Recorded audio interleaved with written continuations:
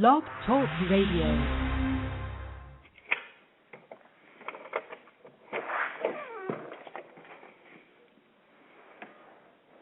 Welcome, everybody. This is Truth Light, and it is a beautiful morning here in the Flagstaff, Sedona area.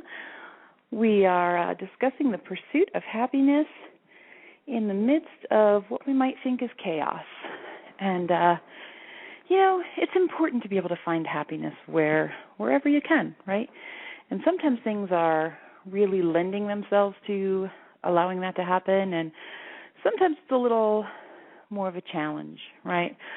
So we are going to take a look at some of the different things that we can do and maybe some of the different challenges that you may have or we may have had along the way. And we're going to look at how to pursue happiness no matter what's going on, and not only pursue it but actually achieve it, right? Because we want to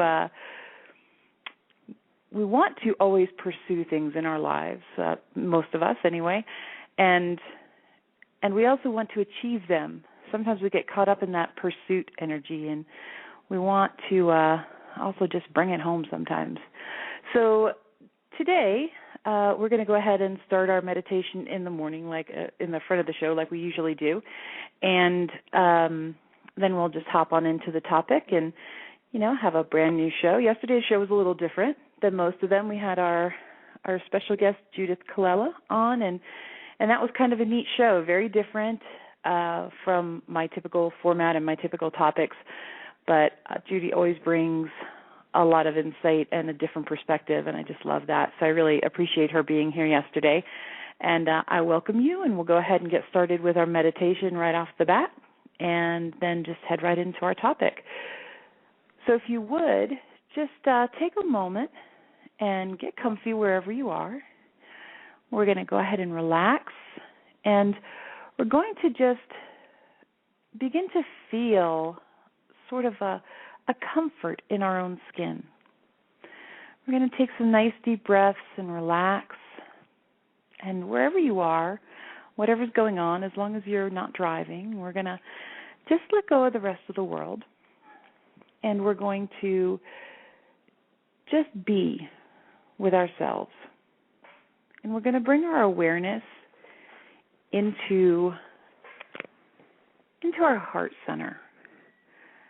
And we're just going to feel that light within our heart beginning to open up and become brighter.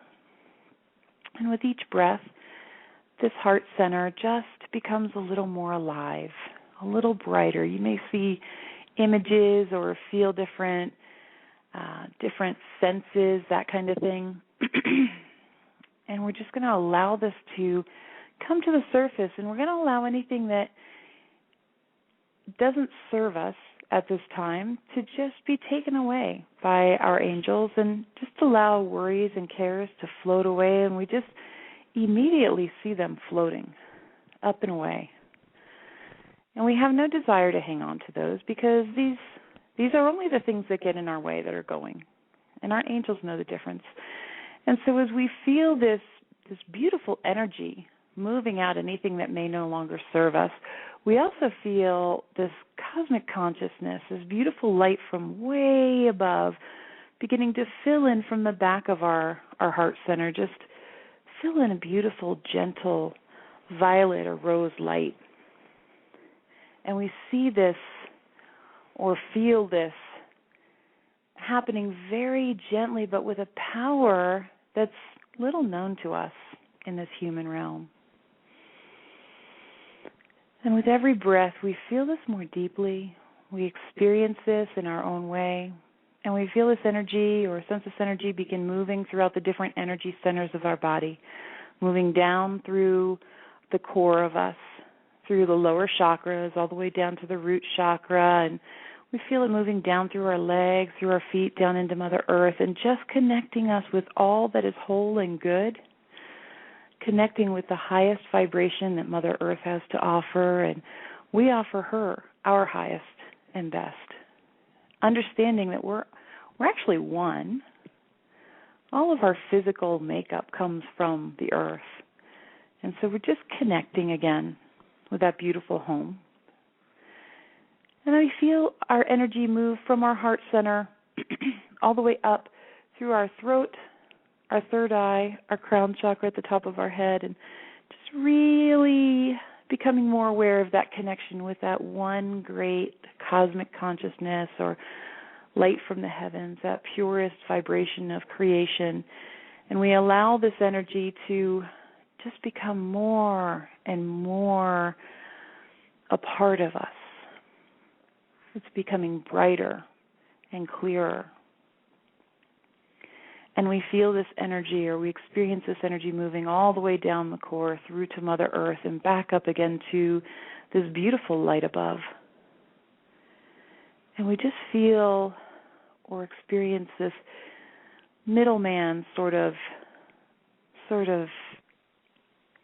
place as this energy moves up and down through us, back and forth, Mother Earth, Father Sky. And as it does, we realize that it's almost like cleaning a pipe of sorts. We're just moving this energy through the center of our being, allowing the highest and best energy to come back and forth. And with each breath, we become clearer and more centered. Our being coming more aware of the beautiful energy center that we are, the unique personality that we are. And we ask our helpers of the Christ consciousness and above to come in close and to share their light with us as well. And remind us of the connection that we have with them, our guardian angels. Some of us work with ascended masters, that kind of thing, and a lot of times we don't even know it. So if we just invite everybody of the Christ consciousness or above to come in and just lend their energy and get to know the backing that we have, feeling that extra strength move in.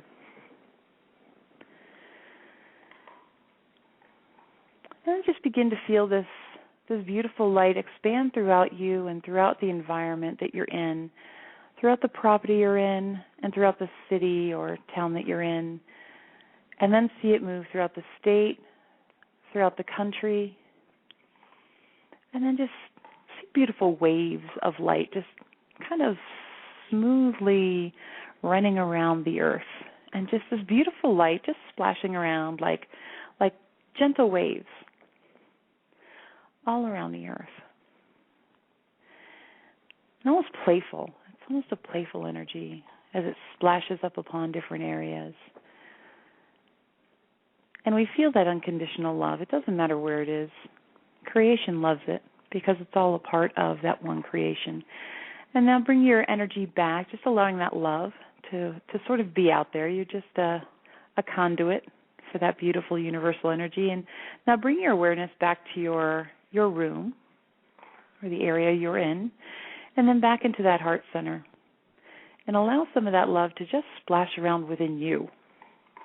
Allow this beautiful cosmic consciousness, this light of creation, to just feel it or experience it lapping up over your head and all around your body, and just sort of taking away anything that can be taken away that's a burden or a care or a worry or concern or whatever it may be. Just taking it away with those beautiful waves of energy, and then go ahead and bring your awareness all the way through the center of your being, bringing a calm sense to everything, feeling all of this energy begin to find its place along your energy centers or your chakras. Take a nice deep breath. Thank everyone who's assisted us with this, and thank yourself. Gratitude to you for sharing with the earth and sharing with us. And gently feel this energy soothing and clarifying everything in your own auric field, your own energy field. Go ahead and take a few deep cleansing breaths. Come back to the awareness of your conscious mind. And when you're ready, open your eyes. All right. Well, welcome back. And I'm just going to apologize ahead of time for the background noise because I have a beagle who's decided that now is the time to eat his breakfast, and he's a little noisy while he does that. So that would be the crunching you hear in the background. I call these dogs, we have 3 dogs, and and we call them our cosmic canine crew. And so we have a beautiful white boxer that was a rescue before we left Florida. His name is Murphy Dog. And we have Dow, the beagle, who is actually very aware as far as energies go. I can always tell if something's off with the energy because he kind of lets me know. And then we have Luna, or Bella Luna, depending on her mood. And she was, when I rescued her, I was under the impression she was German Shepherd and Rottweiler mix, and I thought, well, great, a protective dog, sweet. And as she grew, she finally stopped growing, and we found out she's actually the best guess is German Shepherd and Whippet mix, which a Whippet is like a little greyhound, and very timid, very definitely not a protective dog. And so she's the lovey comforter of the group. And so they each have their own little energetic things that they bring, and so these are our canine cosmic crew. And so anyway, you hear the crunching in the background. That would be the beagle being stubborn and wanting to be heard. So all right. So the pursuit of happiness in the midst of perceived chaos, or in the midst of chaos, right? Do we dare? Do we dare? So the pursuit of happiness, at least in this country, is supposed to be one of our rights. And sometimes it gets a little mixed up with, I think on a very, sometimes a very deep level, it almost feels as if we're selfish in pursuing happiness. And I would love to hear comments and opinions and that sort of thing if you happen to be listening live. I have noticed that, we may have only 5 or 6 people listening live, but then within a few days we have hundreds of listens to each show. So if you are listening in and you would like to contribute to the show, understand that there's plenty of room for callers because most of the listens come after the show, I guess because of our timing. So anyway, the call-in number is 347-677-1443, and you just have to push 1 to speak with the host, and I'll know to go ahead and pull you over into the conversation. And then also I do have the chat up if you're listening via computer and you would like to join the chat. You can do that as well. I'm not as quick with that because I'm doing everything just on my own. But I would love to hear what people think about pursuing happiness and the pursuit of happiness, and if this is something that trips you up sometimes, right? So we're looking at not happiness itself, but the pursuit of happiness. And I do find that as a mom, in my own experience, sometimes it feels as if I shouldn't pursue happiness until the kids are all squared away. And I don't know that that's necessarily healthy, because what am I teaching them? So it's one of those things that I'm working on, this pursuit of happiness. And not only and I find that the pursuit is okay, but the getting it, I think somewhere inside there may be a little hiccup with that one. Somewhere there's a disconnect with maybe it's okay to pursue it, but if you actually achieve it, then what?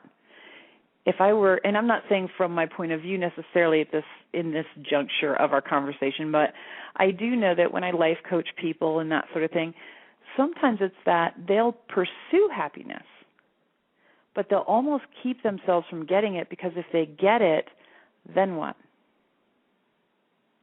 Then what? Can somebody take it away? What if something happens? It's going to hurt worse then. If you have happiness and then it goes away, oh no. And then what about when there's so much going on in the world? I mean, what about when members of your family or your loved ones, your friends, your community are going through a hard time? And what about these communities that are hit by devastating weather things, or, you know, if you are surrounded by a lot of people who are losing their jobs, or what have you? When you pursue this happiness in whatever way fits you, is it almost a feeling of, what are people going to think? And I don't believe it's something that we think about on a conscious level necessarily. But I do see that it's something to look at in our many different situations. So some of us, our country at this point, America, has had an awful lot of people who worked very hard for careers and worked very hard for financial stability and owning homes, that sort of thing. And there really is a lot going on in our country right now with sort of the loss of things that we had worked very hard for, the things we thought were going to bring happiness to us. And so we may be put in situations of, I know a lot of people who are, you know, living with relatives or having to accept assistance from other people, or having to shift. You know, if you work very hard for a career and then suddenly you're, like in Orlando, my kids couldn't get a job because the people who were at one point running huge restaurant chains and managing big companies were actually waiting tables.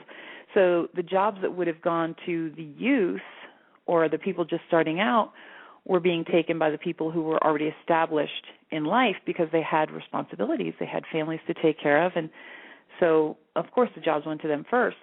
And I have to wonder, if you had worked so hard to get to a certain point in life, and this was your pursuit of happiness, and everything shifted, is the happiness shifting along with it? In a lot of cases, yes, from what I saw.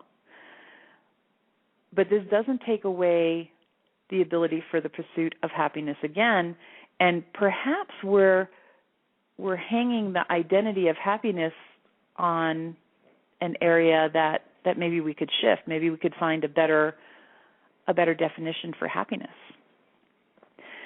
So if you're someone who has had that major shift, or if you know people who have had those major shifts or things like it, then what was really the happiness you were going after? Was it actually the career? Was it owning the house? Was it any of these tangible things? Was it the security they brought? Was it the self-esteem or the confidence that was built by having these things? What was it exactly about these situations that have changed now that created the happiness? Because I don't know that it's necessarily, you know, a job that brings happiness, but maybe it's what the job represents, or maybe it's what the job offers as a side effect. Maybe it's the freedom that the income offers. I know a lot of people, when they had this shift, also that's when they found the ability to pursue happiness. A lot of people I know, when we were really going through that massive phase of people just being laid off left and right, you know, almost everyone that I know used that time, you know, in my personal circle, used that time to start their own businesses, to go back to school and decide what they really wanted to do, because now the pressure to succeed in corporate America was off. It was relieved. It was almost like a relief, even though they were a little concerned about how am I going to make it, and a lot of things shifted in their lives, and financially things shifted. Still, with the inside part of them, there was a relief and a freedom that came with it, and the ability to pursue their happiness, their joy, their bliss. So how is it that one person can see that as a release and another person sees it as complete complete devastation? Does it have to do with how much you love your job? Does it have to do with how much you love whatever your situation was? Or does it have to do with the expectations that you had for what held the happiness for you? You know, does the job or the home or the whatever it may be hold the happiness, or do you hold the happiness within? So it's a really good thing to look at and just sort of see, as things have shifted in your life in different ways, where is the pursuit of happiness, and where is happiness really living? It's definitely not a judgment, and and I don't have an answer because it's all up to you. But it's a really neat thing to look at. Where does your happiness live? So if you're pursuing happiness, wouldn't it be good to at least know what that happiness is and what it really looks like and feels like, and where it lives energetically? So if we're in the midst of perceived chaos, okay, when we kind of were with all of those layoffs and people losing their homes, still losing their homes, and you know, even with all of the different natural disasters and just all the stuff going on in just our country alone, it almost feels as if the climate is more about pursuing survival rather than happiness. And if you're on one level of our society, if you're pursuing happiness, it's almost seen as irresponsible, I think. And so how do we get to the place where we're pursuing happiness and we're helping others see that that's a good thing to do? Have you found a way? Do we just go ahead and pursue it and make it work? And this brings us to thriving instead of surviving. You know, when I was younger and I was raising my two kids alone, and I kept really priding myself, and people would, you know, well, not priding myself, but I felt very good about the fact that I could survive anything, you know, and people would always tell me, oh, you're such a survivor. And then I realized that when I got into that energy of I'm a survivor, it meant that there had to be things for me to survive because I was a survivor. So I could only exist if there were things to survive, because that's who and what I was labeling myself and the consciousness that I was living within. And so I decided instead to be someone who thrives. And so I'm a thriver rather than a survivor. And so that fit my energy personally a lot better, because I was able to take any situation and not just survive through it, but I was actually able to just really make lemonades out of lemons, you know, and make things better no matter what came my way in a joyful sense. Not just make it through, but actually make things better no matter what happened. And it's a completely different mindset that I consciously made the effort to shift into, and I found that it served me very well, because then what life brought me was opportunity to thrive, opportunity to grow and be happy and joyful and blissful. And I found happiness was in the pursuit. So rather than pursuing happiness, and it's this ever elusive thing that, you know, when you get in that pursuit energy, you're chasing something. You're going after something. And so that's all well and good, and, you know, we have that as one of our founding things in the U.S. But perhaps we can find happiness in the pursuit, so it really becomes about the journey instead of an end goal, which we never get to if we're staying in that pursuit energy. If we're constantly pursuing, we never achieve. So it's an interesting shift. It's a very minor shift in how we look at things, but wow, is it powerful. Yeah, so in the midst of chaos, though, you know, and when I was trying to find a topic, I have to be honest with you, we were about 9 minutes to showtime, and I'm thinking, I don't even have a topic. I don't even know what I'm going to talk about today. I don't know what I'm doing. And I was beginning to get a little, you know, a little concerned because I don't want to get on here and just be like, well, hey, how are you guys doing? And so I kept hearing the pursuit of happiness, but it didn't feel like that was all. And then a friend of mine kind of added, what about in the midst of chaos? Because we do, both of us do a lot of healing work and a lot of work with people who are going through, whether it be health crisis or financial crisis, or because we work with people when they're having problems. That's when they come find us. And so it's been interesting to watch people come, and it's been probably the last 3 years, it's been very dramatic with the switch in things. So people will come and, yes, my finances have shifted, my home situation has shifted, I don't have the fancy car anymore, whatever it might be. My kids are getting older, and I don't even know how to handle what's going on with them and what they have to live through in life today. And, all these different things that we go through in life that we have to figure out that maybe are just a little overwhelming. But can't we still find happiness in that? We can. We can. It's just a shift of perspective, and that's really all it is just a shift of perspective. So what would it take for you to shift your perspective to finding joy in the pursuit of happiness, no matter what's going on around you? Is that possible for you to do? I encourage you to look at your life and look at the people around you and find the people who seem to be doing that. Even if they're people that's fabulous, because you can just kind of align yourself with that energy. If they're not people that's okay. You can still align yourself with their energy, whether you know them or not, because it's this, it's like this orchestra of vibrational patterns, these waves that just kind of flow through our existence here. And so it's very easy to just kind of connect with a level of energy that you would like to become a part of.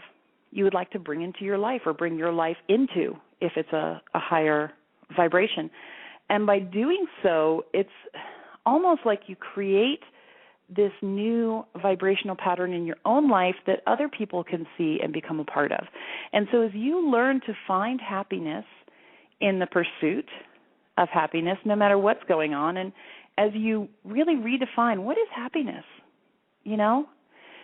what is happiness to you? Maybe it's changed. Maybe you had something in your head of what was the perfect relationship. What was a happy life for you? As we go through different times in our life, there are different patterns. Every 7 years or so, we go through a new pattern, a new stage of life, and we all have different timings for it. But as we go through life, it's really good to stop and go, what is happiness to me now? Sometimes we spend so many years working towards something, waiting for Mr. or Mrs. Right to come, Miss Right to come, and or the perfect situation, or we're moving forward, but to what? Do we even know? Something a picture we had in our head, or a sense that we had that maybe doesn't fit who we are now. As we move along our journey towards these things, we change and we grow. And so it's really good to that's what New Year's is really good for me, or birthdays or something. It's a really good time to just stop and go, okay, what is it I really want to focus on this year? Not what goals do I want to achieve. I mean, sometimes that plays into it, but it's more, who am I right now? What do I like where I stand right now? What's harmonious with me? What's non-harmonious with me? For me, that's a big thing. I'm all into the harmony thing, right? And so if something really doesn't work for a harmonious resonation with me and my energy, then I need to look at it and see how I can shift it so that it does work. Create new boundaries or create a new direction. And so I'm constantly shifting in my life. And as I've moved through my life, sometimes you'll hear different stories about my past, and things. And so it's been kind of a bumpy ride, and it has for most of us in one way or another. And so finding that place in me that understands what happiness is, and allowing it to come forward and kind of guide the way has been really helpful to me. So no matter what's going on around me, right, my parents divorcing, us moving, me always being the new kid in school, different forms of domestic issues with my family growing up, different career and job things and companies rising and failing as far as public is concerned, companies that I've started and that kind of thing. Just my shifting, what works for me, what doesn't.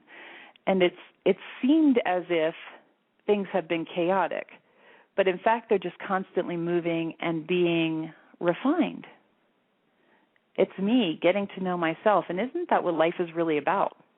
Is you getting to know yourself and connecting with other people and other situations that are enjoyable or that are productive, that allow you to make the most out of your time here. So defining what happiness is probably the first step to the pursuit of it. And as we pursue this, there are going to be bumpy times because we're here on Earth, this world of duality, and so there are always bumpy times here and there. So although life can go very smoothly and be fabulous, and is a lot of the time, depending on how we decide to live it, it doesn't mean that everything around us is going to be smooth sailing.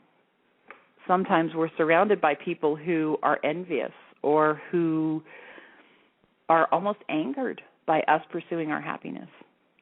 And so how do we choose to handle those situations? Do we let it stop us? Do we let it divert us? Sometimes we get a little blindsided by things.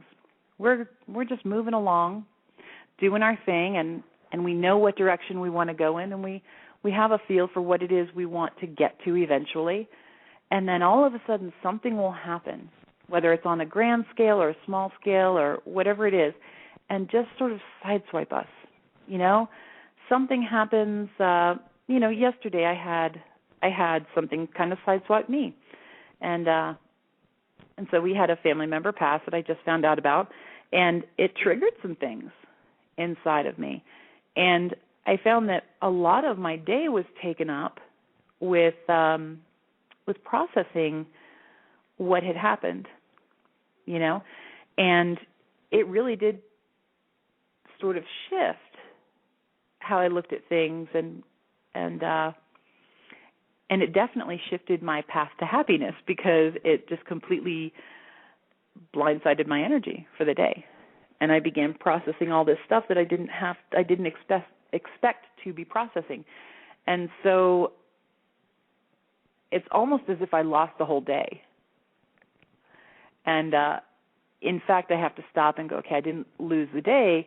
It was a day of reflection and finding things that were unresolved within me about the past. And so I found that there was, with this topic, the pursuit of happiness in the midst of chaos, I found that, with my family, both sides, there have been, a little bit of issues, just a few issues, because we see things very differently. And so my pursuit of happiness at times created a bit of chaos for other people only because they were so distracted with what I was choosing to do with my life or how things fell in my life that they allowed it to affect their own, when really my life had nothing to do with their life. I mean, we're talking people who were not in my day-to-day life all of the time, not super, super close core family. And even so, we still all want to be able to pursue what makes us happy here. And so as we look at that, it's probably helpful to look at how are we affecting other people's pursuit of happiness, and are we in any way aiding in the creation of chaos or distractions or that kind of thing that may be pulling them off path. It's good to look at these things. So, again, we want to offer the opportunity for people to call in, and if you have any questions or comments, It's 347-677-1443. I do realize that almost everyone listens to this on the archives, so I do want to also invite you to email me through Blog Talk Radio or find me on Facebook. You can find me The Mystical Truth on Facebook or Truth Light on Facebook, and also themysticaltruth.com and 12weekcoaching.com. So there's a lot of different places to find me. I'm everywhere, and I'm pursuing happiness all over the place and absolutely enjoying the pursuit part. So I would love to hear questions, comments, and also ideas for topics. So I would love to hear about what you're feeling about the pursuit of happiness amidst chaos is, and what experiences you've had, even if it's after the show is already done, because it's interesting to hear people's story. So when we hear in the midst of chaos, this can mean a lot of different things. This can mean you're in a community that's gone through something difficult, and do you just pick up and find your way? Do you dare have a positive attitude if other people are having a defeatist attitude? Do you join in the other people who are having that pull together and community and help each other out, and we're just all brothers and sisters, or do you sort of step to the side? How do you react to different things when it's perceived chaos? And in fact, chaos is just the upheaval of old energy. So it creates room for new energy, and it creates the opportunity for growth and change in a quicker manner than was happening before. And so it's kind of neat when you can shift your perspectives to these different points of view. And it's really neat to watch as we see these different occurrences, whether it be economic or natural stuff or whatever it is, right? Different situations in different areas of the country and world, and watching people, even people in other countries, we see there's a lot of upheaval going on politically, and just cultures being shifted dramatically. And so watching people who are pursuing happiness and pursuing dreams that maybe weren't thought of before, and pursuing things that are possibilities that perhaps had never been possibilities before, watching this happen and watching the people around in the sidelines, how are they seeing this, and how is it affecting them? Because really it doesn't affect anybody if we pursue our happiness and we work to live our dreams, whatever they may be. But in certain cultures and certain generations, it seems to, in a lot of cases, create disturbance.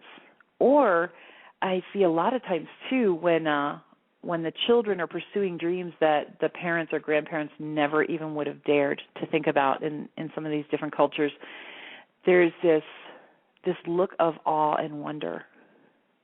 And sometimes the kids perceive it, a lot of times are grown adults, right, pursuing things and shifting perspectives and stepping out and crossing boundaries and things that their culture thought were boundaries. And so it's really neat to watch the reactions of the people around them, because in a lot of cases it's as if they had worked their whole lives to create the ability for these people to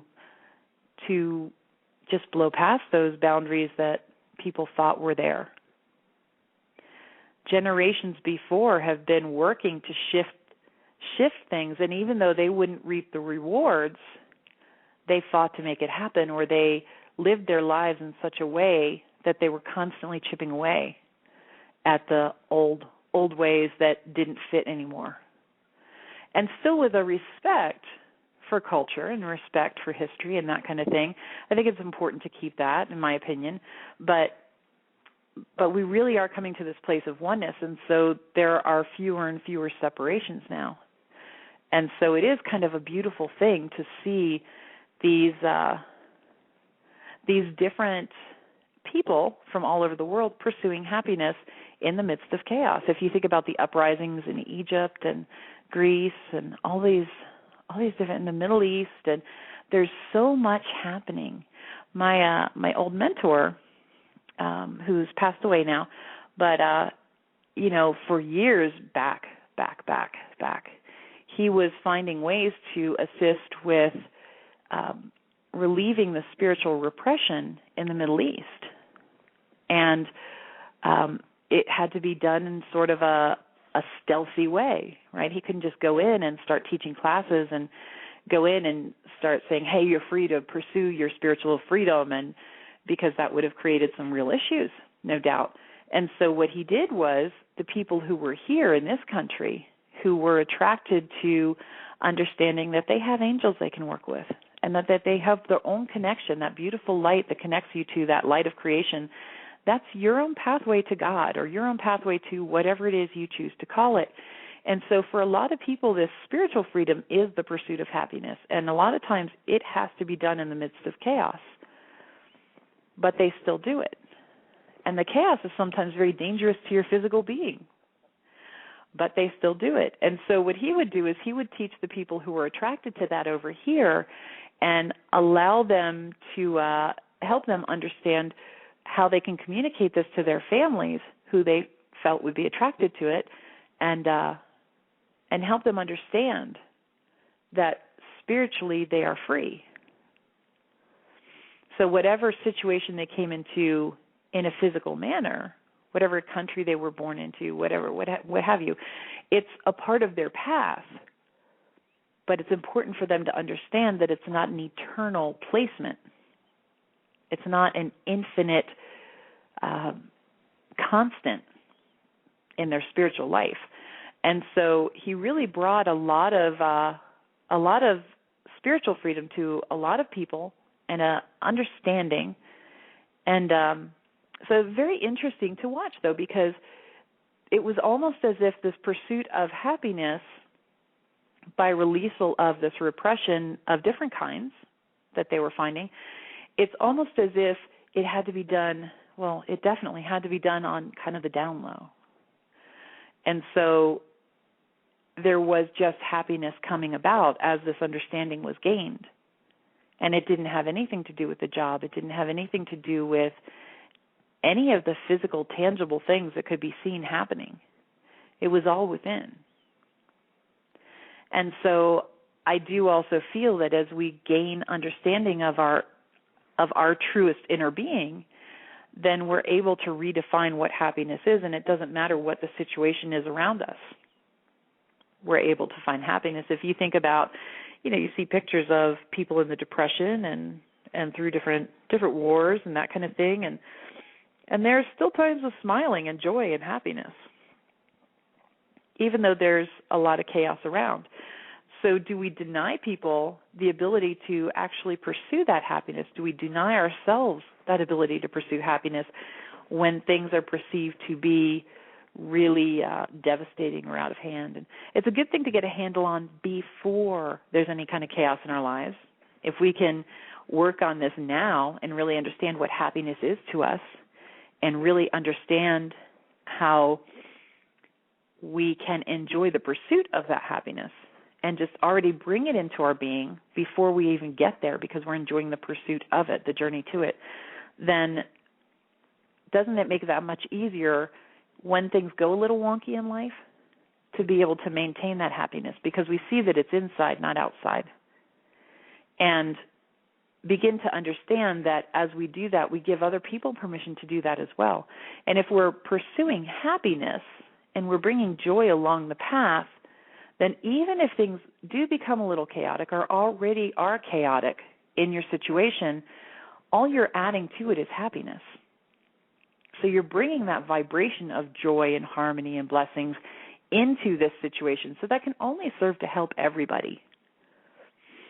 So we have this show's actually going by pretty quickly. We have about 15 minutes left.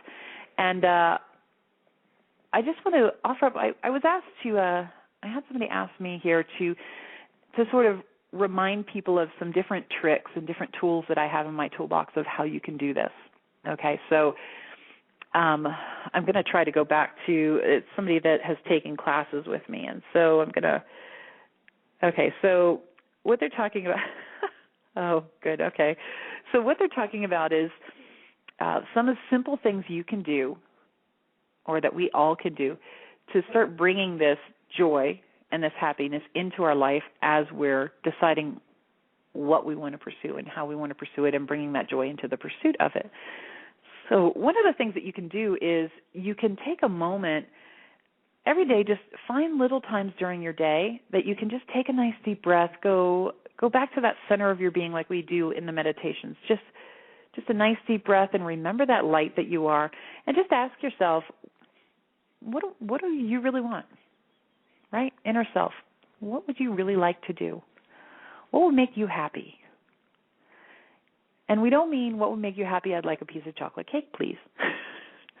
What would truly make us happy?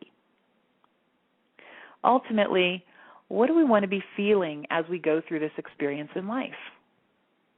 And so it's not so much the tangible outcomes that help us get to true happiness. First, it's deciding what is happiness, and then figuring out what tangible outcomes provide fertile ground for that happiness and that feeling, and what pursuit, what journey can we take that we can really enjoy the journey along the way. And there usually are options. Sometimes it takes a little while to find them, and sometimes they shift. Sometimes we'll be walking one path, and that's the path we needed to walk to get to the place where we found another path. And so some people are constantly changing paths, but it's not necessarily a bad thing. It's like, I don't know what the video game is, like Frogger or something, I don't know, where you like go in one direction, then boom, you got to hop over to this other direction, and the timing is such that now you hop over to another direction, and each time along the path you get a little closer to what it is you like. It's like refining, and like a sculptor bringing in the real detail into life. For some people, it's finding a path and just moving forward. You know, I have friends that I don't know how they do it. Okay, there's a particular set of friends that I'm thinking of, and their life is the same. I could go back to their house after not having been there for 5, 6, 7 years, and very little will have changed. They're going to be doing the same jobs. I can call them and say, hey, what's new? Not much, right? But they're happy.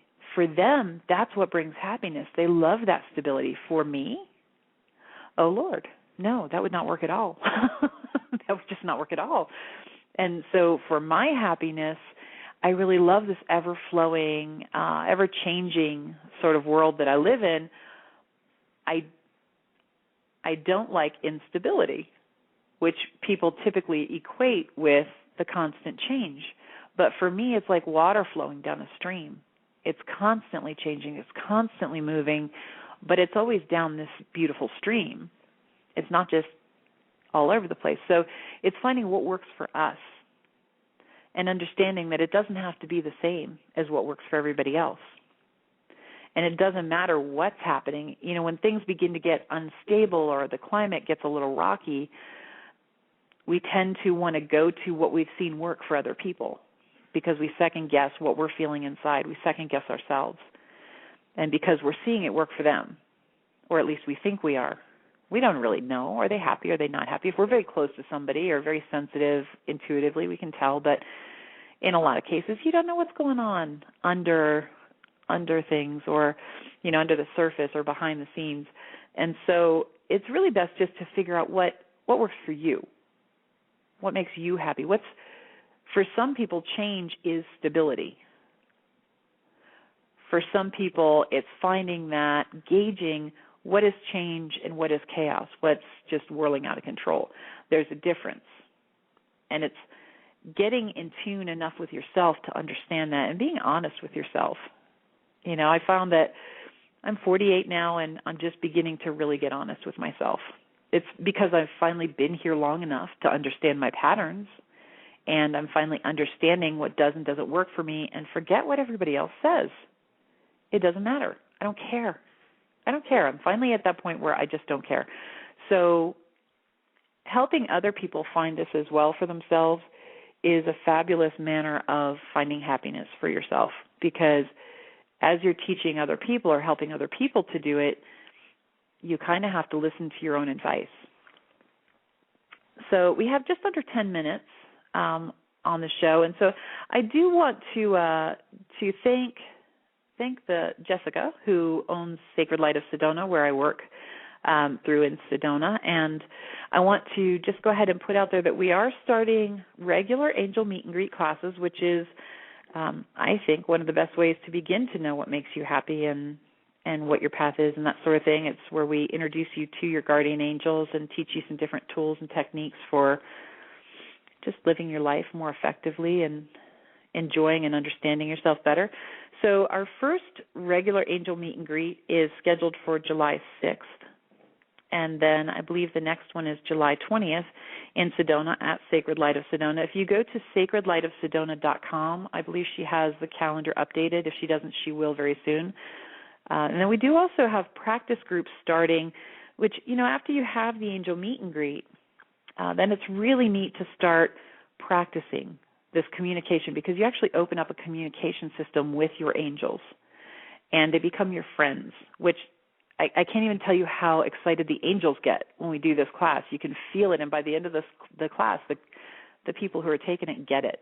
They see how giddy and happy their angels are.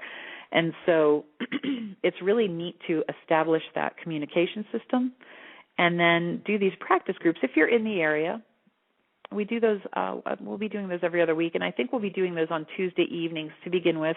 And so the first one will be the 9th, and the second one will be the 23rd of July, and then we'll keep that regular schedule. So it's every other Saturday, I believe, and every other Tuesday.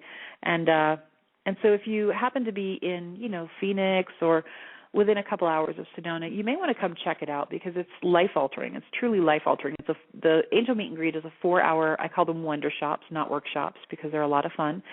And I've done countless numbers over the years, and every single time we have people come in who are skeptical and who wonder, well, why am I even doing this? And by the end of the class, they're hugging me and saying thank you, and their life is totally different now. And so it's really kind of neat to be a part of, and I'm honored to have been given this. It came to me through Spirit, and it's kind of a neat class. It's very interactive. And then the practice groups also are very interactive and a lot of fun. So just to toss that out there, and we will be offering more classes on a regular basis at Sacred Light of Sedona. That's where I'll be doing the Mystical Truth teachings out of. And all of my teachings are practical to help you with exactly what we're talking about today. How do you pursue happiness when you still need to define what that means? And then when you define what it means, how do you go ahead and pursue it without maybe catching a lot of crap from people around you because they haven't figured out how to pursue it yet? And, so people can be like crabs in a bucket. I don't know if you guys are familiar. Of course, I grew up in Florida around the beaches, right? So, but, you go crabbing and you put crabs in the bucket and, you get one that wants to climb out, right? And so they're trying to climb up and out of the bucket, and all the other crabs are pulling them back in. It's almost like, no, don't do that. It's dangerous out there. No, come back in here. And it seems, at least, I don't know crab psychology, but it seems as if they're genuinely concerned for this other crab who's climbing up and out of the bucket, and oh my God, what are you doing? Right? And so people can be that way as well. And so sometimes when we pursue happiness, it's almost like they get afraid for us and they want to protect us from harm. And it's very much like the crabs trying to get out of the bucket. Pursuing happiness is a good thing, especially if you're doing it in a balanced manner where you're refining what happiness means to you and how do you get there and enjoying the journey along the way. There's a balanced way to do it. And so that's what a lot of these classes are. All the classes that I do are filled with techniques and tools that you take with you to make it very practical. And they're all a lot of fun, all interactive. And so we're going to be doing a lot more of those at Sacred Light of Sedona. So you can go to mysticaltruth.com, and I have somebody working on my website at this point. It's the mess that I made out of it because I'm not technical, I'm a mystic. But it's functional. You can still do what you need to do. You can contact me through it and set appointments and that kind of thing. And then also 12weekcoaching.com is sort of a more mainstream life coaching site because I deal with people from all walks of life, right?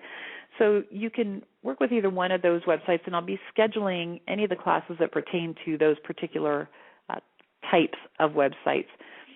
And Sacred Light of Sedona is going to have a lot of neat things going on. If you're in the area, it's really kind of a cool place to come check out. So, all right. So we have about 4 minutes left, and I would like to encourage you to take a little bit of time this week. Just really make it a goal this week that by Monday you have sort of outlined what happiness is to you. Can we just do that as a team? I'll do it too, right? So I'll reassess. What is happiness to me?